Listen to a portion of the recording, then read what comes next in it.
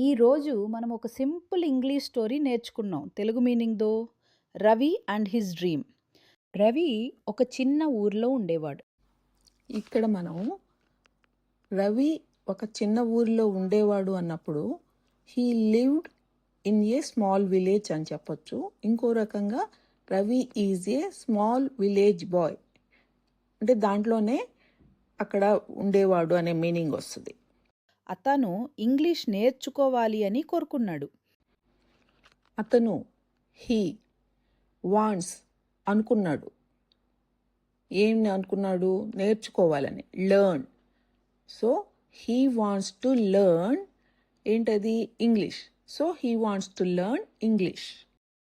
అతను ప్రతిరోజు ఉదయాన్నే నిద్రలేచేవాడు.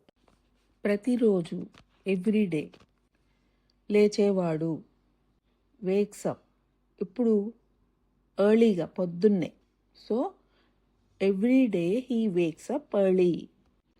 ఇంగ్లీష్ బుక్స్ చదివేవాడు. చదివేవాడు అన్నప్పుడు రీడ్. ఏం చదివేవాడు? English books. So he reads English books. English videos చూసేవాడు. చూసేవాడు అన్నప్పుడు watches. So he watches English videos. ప్రతిరోజు మాట్లాడడం ప్రాక్టీస్ చేసేవాడు. ప్రతిరోజు డైలీ ఆర్ ఎవ్రీడే మాట్లాడడం, స్పీకింగ్ ప్రాక్టీస్ చేసేవాడు. So he practises speaking daily.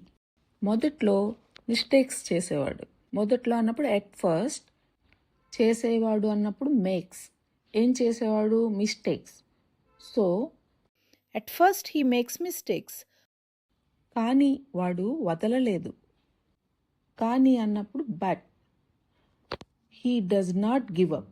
మెల్లగా అతను ఆత్మవిశ్వాసం పొందాడు. మెల్లగా అంటే స్లోలీ, ఆత్మవిశ్వాసం అంటే confidence. Slowly he becomes confident. ఒకరోజు అతను ఇంగ్లీష్ బాగా మాట్లాడాడు. One day he speaks English well. జనమంతా అతనిని మెచ్చుకున్నారు. జనం అంటే పీపుల్. మెచ్చుకున్నారంటే appreciate. So people appreciate him. Ravi చాలా హ్యాపీగా ఫీల్ అయ్యాడు. చాలా happy, very happy. Feel అయ్యాడంటే Ravi feels very happy. అతని కళ నిజమైంది. కళ అంటే dream. His dream comes true. నిజమైందంటే ట్రూగా మారింది.